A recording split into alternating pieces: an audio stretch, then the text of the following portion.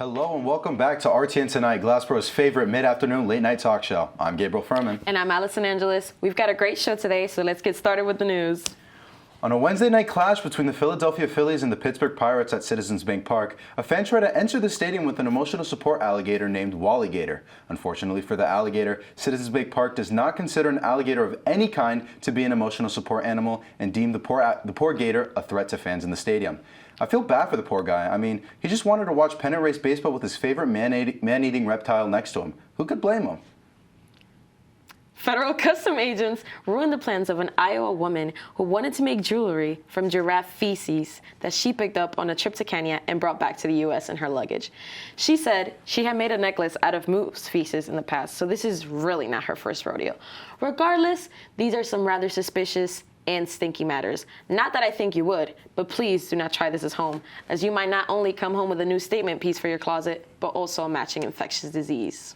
Breaking news coming out of Anchorage, Alaska. According to residents, the storied Fat Bear Week may get canceled because of a potential government shutdown. Residents say Fat Bear Week involves citizens picking their favorite fat brown bear who's been stocking up for winter by noshing on salmon in Katmai National Park and Preserve. The viewers of the tournament then vote on their favorite bear to choose a winner. Issue is, with the government shutdown, the national park will not be allowed to tally votes using their social media. I find it funny that the biggest worry for the average Alaskan right now is that they won't be able to watch bears get fat. I mean, I feel like your biggest worry should be finding out why you think watching obese bears walking around is the best thing to do with your time, rather than, I don't know, trying to avoid getting frostbite. A man that attempted becoming the youngest person to cross the Pacific Ocean in a boat that he made himself had to be rescued by a cruise ship after it capsized. The 24-year-old Tom Robinson began the 8,000-mile journey in his boat named Maiwar from the coast of Peru in July last year and was due to arrive in Cairns in December.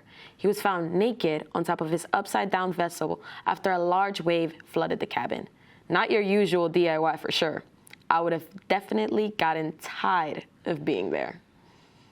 104-year-old lady in Chicago is looking to become the oldest certified skydiver after completing a 13,500-foot tandem jump. The previous record holder was a 103-year-old lady, Linnea Lingard from Sweden. I mean, who said that we slow down the older we get? These two ladies are more than a century old and can easily jump out of planes like it's nothing. But if you were to put me in that position, I'm definitely not going to be okay once I land.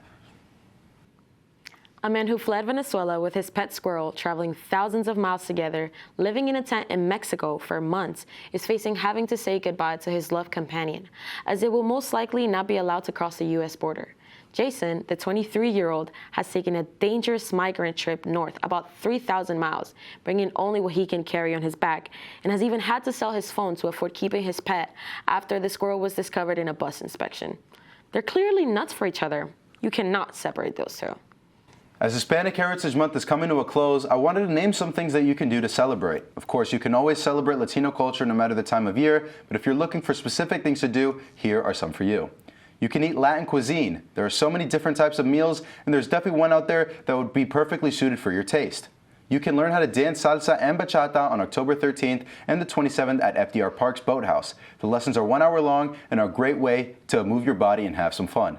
Lastly, you can view Carmen at the Academy of Music. Witness the tragic love story that is Carmen, told through classical ballet and traditional Spanish dance. The performance is choreographed by Angel Corella, who is widely regarded as a Spanish national treasure and one of the top dancers of his generation.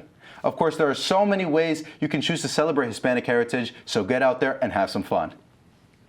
A herd of sheep that struggled to find grass after extreme floods in Greece started behaving quite strangely after eating an extremely large amount of cannabis crops, about 100 kilograms to be exact.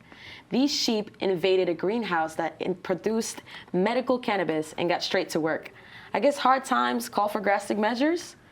Thank you so much for watching us on RTN Tonight. My name is Allison Angeles. And I'm Gabriel Furman. Good night, Glassboro.